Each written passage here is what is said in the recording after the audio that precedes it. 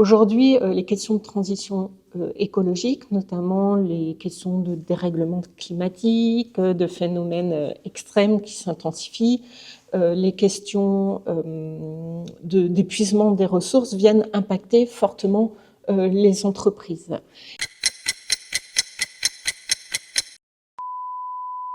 Bonjour et bienvenue dans cette nouvelle capsule 10 minutes de Prève, les capsules des printemps de la Prève qui vous informent pour mieux agir. 10 parce que c'est en 10 minutes que nous prenons le temps d'explorer un sujet en particulier. Et 10, c'est aussi un clin d'œil puisque c'est 10 leviers d'action qui sont identifiés par l'ADEME pour réussir sa transition écologique en entreprise. Du pilotage stratégique à l'engagement des salariés, de l'achat, de la logistique, de la qualité de vie en travail, tout y passe. Et aujourd'hui, pour en parler, nous accueillons Sophie.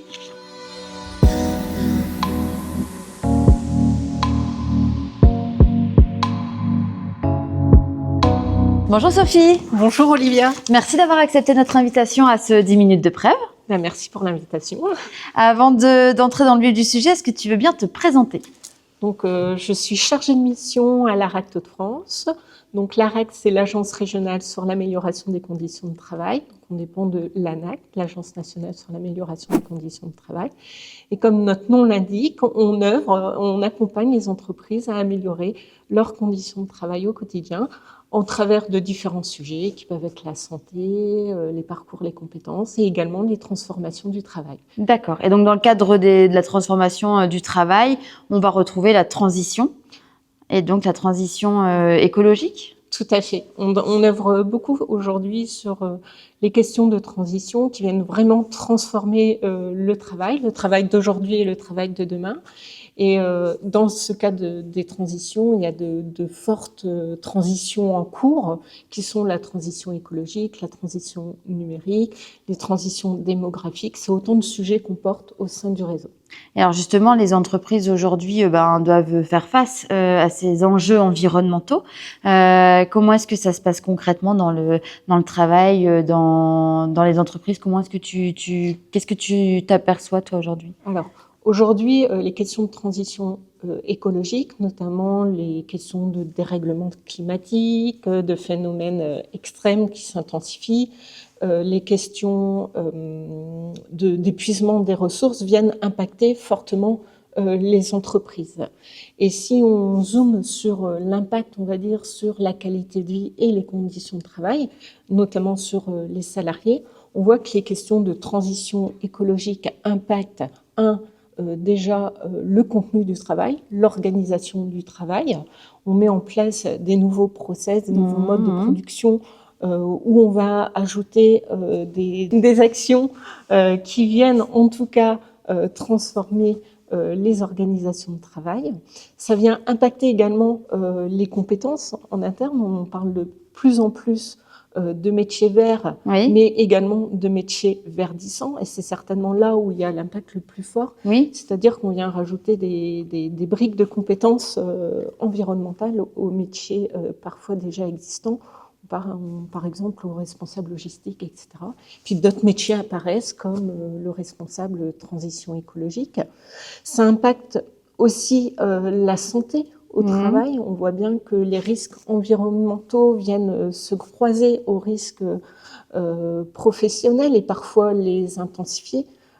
Par exemple, si on prend un couvreur aujourd'hui qui doit travailler sur un toit en période de forte chaleur, comment ça va venir impacter d'autant plus sa santé. Ça va venir impacter également la gouvernance et le management de l'entreprise, parce que c'est des projets souvent en lien avec la responsabilité sociale et environnementale des entreprises qui amènent à des nouveaux modes de gouvernance élargis, un élargissement également des parties prenantes sur les projets et aussi des nouveaux modes de fonctionnement plus coopératifs, collaboratifs. Et surtout aussi, nous, ce qu'on prône au sein du réseau, c'est de remettre ces questions de transition écologique au cœur du dialogue social et professionnel pour construire ensemble des solutions. En fait. Pour que ce soit participatif. Et c'est ce qu'on disait lors de la table ronde qui était dédiée aux entreprises. On invite d'ailleurs tout le monde à aller regarder les replays de cette table ronde. C'est de se dire qu'en fait, quand un problème comme celui-ci est systémique, la réponse est également systémique. De se dire qu'il n'y a pas que la création de nouveaux emplois verts. Il y a aussi, justement, comme tu disais, le responsable logistique, mais même quelqu'un qui va travailler sur l'organisation d'un événement ou des choses comme ça, où effectivement, il faut prendre en considération d'être le moins impactant pour son environnement possible et du coup améliorer tout ça. On parlait lors de cette table ronde du FACT et c'est là-dessus que moi je voulais vraiment qu'on aille un peu plus précisément aujourd'hui. Est-ce que tu peux nous expliquer ce que c'est le FACT ? Alors, le FACT, c'est un fonds, le Fonds d'amélioration des conditions de travail. Donc, c'est un dispositif de l'ANACT, en fait, par délégation du ministère du Travail, en fait, et qui vient appuyer, soutenir financièrement les projets des entreprises pour améliorer les conditions de travail dans les entreprises. Tout à fait. D'accord, donc c'est un fonds. Comment est-ce qu'on fait concrètement si on a envie de prétendre au FACT ? Alors, le FACT, chaque année, il y a un calendrier qui sort avec des thématiques spécifiques. Donc, cette année, en 2025, il y a notamment aujourd'hui 3 appels à projets, 2 en cours, un sur la santé des femmes au travail, un sur la FEST, donc la formation en situation de travail, où on lance un appel à projet et les entreprises ou nos partenaires relais, qui peuvent être des fédérations professionnelles, des organismes consulaires, etc., peuvent porter des actions collectives auxquelles ils vont venir postuler au travers de cet appel à projet. Il y a un dispositif justement où on vient sélectionner les projets en faisant très attention que ce soit plutôt des expérimentations innovantes qui viennent vraiment appuyer, améliorer les conditions de travail et en mettant une approche participative et le dialogue social au cœur des projets. Et on a un dispositif de sélection, une enveloppe, et on vient accompagner et appuyer l'expertise externe sur ces projets. En fait. D'accord, donc c'est sur réponse à appel à projet. Réponse à appel à projet. Ok, d'accord. Et est-ce que tu as un exemple d'entreprise que vous avez accompagnée ? Alors oui, puisqu'on a monté un FACT spécifique, on a expérimenté un FACT territorial il y a 2 ans en région de France, un FACT transition écologique et travail, où on est venu accompagner 9 projets, alors des projets collectifs comme des projets individuels, qui venaient interroger l'impact de la transition écologique sur les conditions de travail et sur la transformation plus globale du travail. En fait. D'accord. Donc, on a accompagné divers projets. Ça allait de l'accompagnement d'un OPCO au CAPIAT qui a accompagné une dizaine d'entreprises sur la mise en place des démarches RSE dans les entreprises. Donc, par exemple, un exemple très concret, il y a une entreprise d'Espace Vert qui a été accompagnée dans sa démarche et on a pu évaluer justement l'impact de ces projets de transition écologique sur le travail. Par exemple, elle a inclus les risques environnementaux dans son évaluation des risques professionnels. Et quand on parle d'espace vert, là, avec la transition énergétique, ça prend vraiment tout son sens de ce fait. Tout à fait. Sur la transition écologique et le dérèglement climatique, on voit que ça prend tout son sens. Ça prend son sens en lien avec la santé des salariés aujourd'hui qui vont travailler dans de nouvelles conditions, certainement. Et ça prend son sens également dans le contenu du travail et dans les compétences, puisque ça fait évoluer les pratiques professionnelles sur des nouveaux modes de fonctionnement. Voilà, on parle de gestion différenciée, d'agroécologie, etc. C'est toutes des questions qui viennent se poser dans l'entreprise, en fait. Ouais, je comprends. Et justement, tu parlais d'Ocapia, mais ça me fait penser du coup que il y a du partenariat. Le partenariat, ça doit être important aussi dans ce genre de projet. Alors pour nous, c'est très important, même c'est pour nous au sein de notre réseau, mais également pour le porteur de projet. Parce qu'on voit bien dans ces projets qu'on a accompagnés qu'il faut croiser les compétences des uns et des autres, nos sujets aussi, Aujourd'hui, on a des experts environnementaux, on a des experts sur les conditions de travail ou métiers, tout simplement. Et comment on arrive à croiser justement tous nos enjeux pour en faire un enjeu commun de projet de développement durable, en fait, pour l'entreprise, réellement pour l'entreprise et son projet. C'est ça, et en fait, c'est un puzzle en fait finalement qui se met en place avec plein de parties prenantes pour en faire un projet global commun où tout le monde amène sa pierre à l'édifice, quoi, en somme. C'est vraiment ça, et je pense que sur les sujets de transition écologique, c'est d'autant plus fort par rapport à d'autres thématiques, c'est que ça amène à travailler une nouvelle collaboration, une nouvelle coopération pour innover également dans la recherche de solutions. Et puis aussi, il y a un double enjeu, comment on va s'adapter aujourd'hui à ces évolutions, aujourd'hui et demain surtout, et aussi comment on va peut-être trouver au travers du travail la porte d'entrée pour accompagner la transition écologique derrière. Et tu disais justement que c'était important aussi que ce soit pris, que le sujet soit pris à bras-le-corps par la direction, que la direction s'engage et le mette dans son modèle de gouvernance. Tu le vois, toi, dans les entreprises, peut-être des entreprises où ça ne suit pas comme il faut parce qu'il y a un problème, parce que c'est peut-être pas suivi par la direction ou... Alors, on a vu dans les projets qu'on a accompagnés au travers du FACT que la transition écologique, elle est porteuse de valeurs. Et souvent de valeurs individuelles, en fait. On a un engagement, soit de la direction, ou même d'un des salariés, ou en tant que citoyen, voilà, je m'engage sur ces sujets de transition écologique.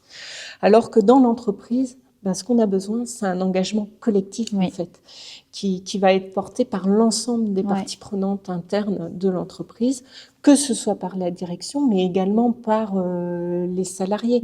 Et on voit bien que reposer ces questions également au cœur du dialogue professionnel et social est vraiment un atout pour la réussite de ces projets, puisqu'on va venir confronter les enjeux de tout le monde, que ce soit, et on va venir croiser les enjeux environnementaux aux enjeux sociaux et aux enjeux économiques, et on va essayer de trouver justement des solutions qui viennent pas mettre en opposition nos sujets, transition écologique et conditions de travail, mais plutôt qui vont les travailler ensemble pour être plus durables et puis travailler un travail soutenable et puis voilà.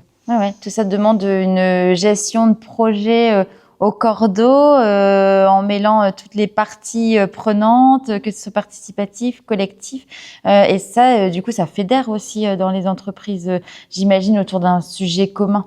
Ça va être intéressant de se rendre compte de partir d'un projet initial et de voir comment il aboutit au final. Ça va être super. Ouais, c'est génial. Il y a une des entreprises qu'on a accompagnées sur le FACT où le sujet de base, c'était l'impact de la transition écologique sur la logistique, puisqu'ils sont soumis à de nombreuses injonctions réglementaires sur le sujet. Puis, l'entreprise n'était pas forcément à une période très facile pour elle, du point de vue économique. Et elle nous disait qu'avec son projet de transition écologique, comment ils ont remis le projet en interne au cœur des discussions et des échanges, au travers du travail et en parlant du travail réel dans les ateliers, ça a fédéré, en tout cas, et ça a redonné aussi du sens au projet et au projet plus global de l'entreprise, en tout cas. C'est un projet où tout le monde regarde dans le même sens, qui fédère, qui donne envie et qui est utile pour tout le monde et toutes les parties de l'entreprise, quoi, finalement, et utile du coup pour notre environnement. Ce qui est utile pour l'environnement est utile pour notre santé.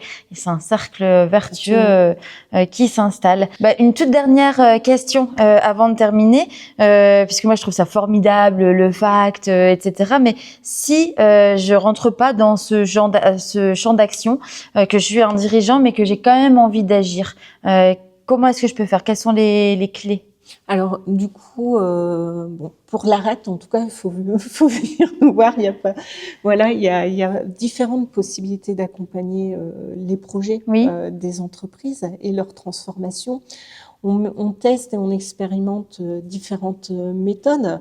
Derrière, par exemple, aujourd'hui, on s'est fait former, et on utilise et on expérimente les méthodes de prospective pour accompagner les projets d'entreprise. C'est-à-dire qu'on va aider l'entreprise à se projeter, projeter dans le travail de demain, en 2050. On va venir discuter et parler du travail, de son évolution et identifier quels seront les facteurs de changement, comment les anticiper, comment se prévenir en tout cas les risques, peut-être les crises également, et comment mettre en place des solutions dès à présent pour mieux se préparer aux enjeux de la transition. Et après, on a des méthodes d'accompagnement également de la conduite de la transformation qu'on teste et avec les entreprises qui souhaitent se faire accompagner. D'accord. En 2026, on a typiquement un accompagnement enfin 2025-2026, un accompagnement spécifique pour les TPE-PME qui souhaiteraient s'engager dans un projet de transition écologique en venant parler du travail. D'accord. Et donc, si on a envie d'agir, on vient de toute façon pousser la porte de l'ARACT. Tout à fait. Merci beaucoup, Sophie, pour cette capsule. Merci beaucoup, Olivia. Merci pour tous ces éclairages super intéressants. Je peux que inviter les dirigeants d'entreprise, les responsables RSE, QVT, etc. à venir regarder cette vidéo pour avoir plein d'informations sur le FACT et sur votre façon d'accompagner. Merci beaucoup. Merci, Olivia. Merci à toi.